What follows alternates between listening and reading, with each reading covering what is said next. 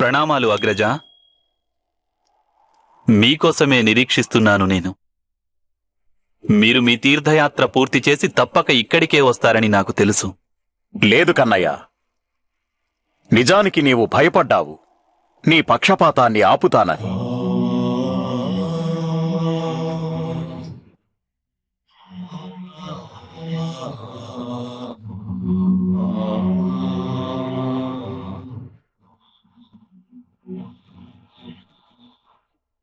పక్షపాతం నేను ఎల్లప్పుడూ చేసే పనే కదా సోదరా. ఎవరైతే నా శరణు కోరి వస్తారో వారిని సంరక్షిస్తానన్న వాగ్దానం నేను సృష్టి ఆరంభంలోనే చేశాను. అందరినీ సమాన దృష్టితో చూస్తానన్న వాగ్దానం కూడా చేశాడు శ్రీ మహావిష్ణువు. ప్రతి ఒక్కరినీ సమాన దృష్టితోనే నేను చూస్తుంటాను అగ్రజ. ధర్మాన్ని ఆచరించేవానికి ప్రతిఫలమిస్తాను, అధర్మం చేసేవారిని దండిస్తుంటాను. భేదభావం నాకు లేనేలేదు.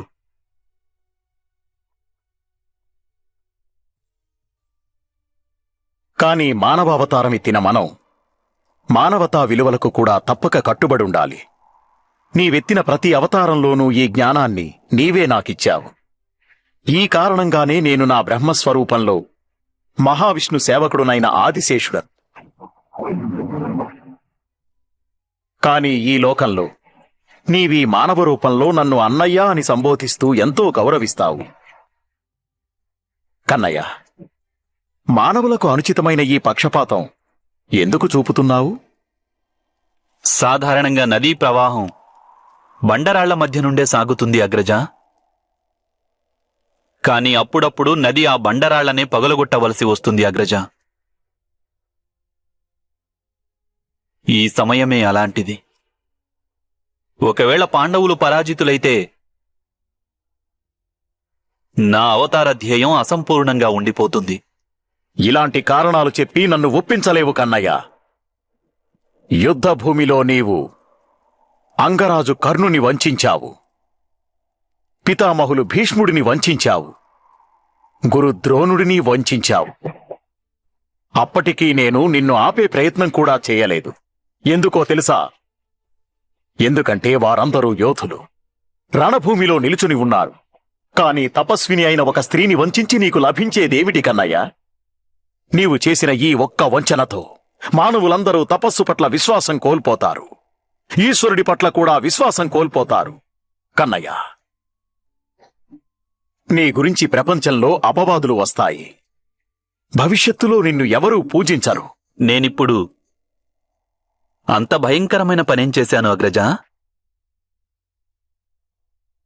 ఒక మాత తన తపోఫలాన్ని తన పుత్రుడికి ఇవ్వదలుచుకుంది. ఈ కోరికలో అనుచితమైనది ఏదీ లేదు. ఒక యోధుడు తన సంరక్షణ కోసమని కవచం కోరుకున్నాడు. ఇందులో కూడా అనుచితమైనది ఏదీ లేదు. అయినప్పటికీ నీవు దుర్యోధనుడి మనసులో భయాన్ని పుట్టించి అతడి ఒక అంగాన్ని నిర్బలంగా ఉండిపోనిచ్చావు. ఇప్పుడు యుద్ధభూమిలో ఆ నిర్బలమైన అంగం కేసి సైగ చేసి నీవు భీముడి చేత దుర్యోధనుడిని వధించాలనుకుంటున్నావు. నిన్నిప్పుడు నేను అడిగే ప్రశ్న ఒక్కటే ప్రియ సోదరా. నీవు ఇంత సునాయాసంగానే పరిస్థితులను చక్కదిద్దాలని అనుకుని ఉంటే ఈ హింసాకాండ ఎందుకు జరగనిచ్చావు? మహమ్మారిని మేల్కొల్పి వధించలేకపోయావా? సమాజాన్ని హింసకు గురిచేసి ప్రయోజనమేమిటి? నా ప్రశ్నకు సమాధానం చెప్పు. ఈ యుద్ధం ఎందుకు చేయించావు? అగ్రజ, నేను జ్ఞానానికి కారణమైతే మీరు సాక్షాత్తు జ్ఞానమూర్తులు. క్షీరం అనగా పాలలా ధర్మం కూడా ఎంతో స్వచ్ఛమైనది. ఆ క్షీరసాగరమే మీ నివాస స్థలం.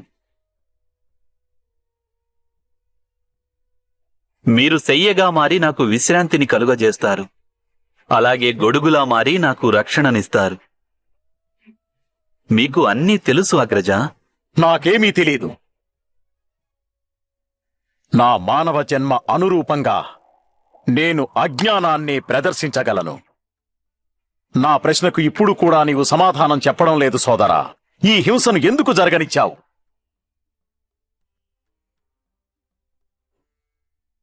మనిషి ఎప్పటి వరకైతే ఒక వస్తువు మూల్యం చెల్లించడో అతనికి ఆ వస్తువు విలువేమిటో అర్థం కాదు. ఈరోజు సమాజం ధర్మ సంస్థాపన మూల్యాన్ని ప్రజల రక్తంతో చెల్లించింది. ఈ ధర్మ వినాశనం ఇప్పుడు సునాయాసంగా జరుగదు. కన్నయ్య, ఇదే నిజమైతే ఈ మూల్యాన్ని నీ ప్రియ పాండవులను చెల్లించమని అడగవచ్చును కదా? నీవు మాటిమాటికి వారికే ఎందుకు సహాయపడుతుంటావు?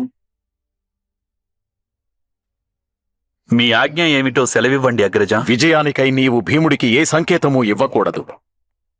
దుర్యోధనుడి నిర్బలమైన అంగం గురించి ఎవరితోనూ చర్చించకూడదు. కన్నయ్య, యుద్ధం ముగియనుంది.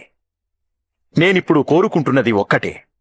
కేవలం ఒక్కసారైనా పాండవులు వారంతట వారే ఈ యుద్ధంలో విజయం సాధించే మార్గాన్ని అన్వేషించాలి.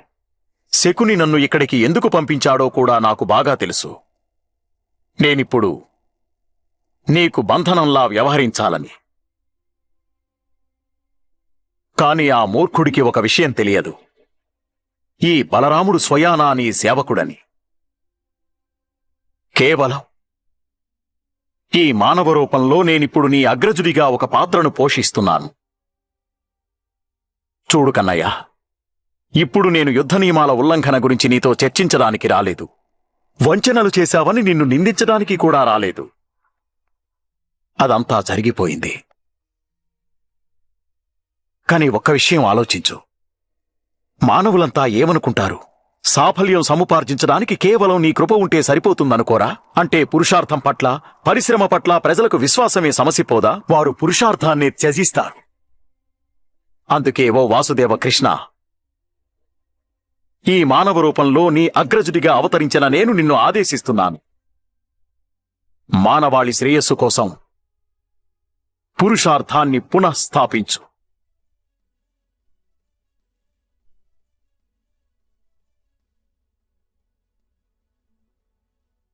మీరు మాట్లాడుతున్నది సమంజసమే అగ్రజ.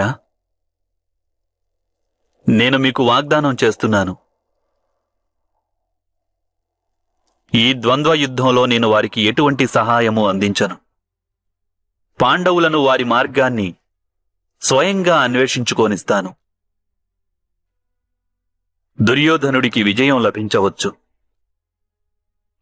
అయినప్పటికీ నేనతడిని ఆపను.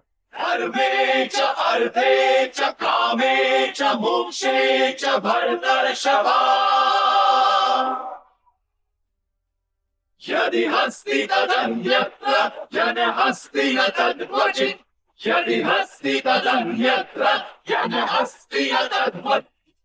మేము యుద్ధానికి సిద్ధం మాధవ. విజయానికి సిద్ధంగా ఉన్నామని అర్జున. ఈ రోజు మనకి విజయం నిశ్చయం. పరీక్షకు పూర్వమే మీరు ఫలితాన్ని తెలుసుకున్నారా బావా భీమా? నేటి పరీక్ష సులువైనదే వాసుదేవా. దుర్యోధనుని పక్షంలో ఒక్క యోధుడు కూడా లేడు. ఇక శకుని మామ కేవలం ద్యూతంలోనే తమ శౌర్యాన్ని చూపించగలరు. ఈరోజు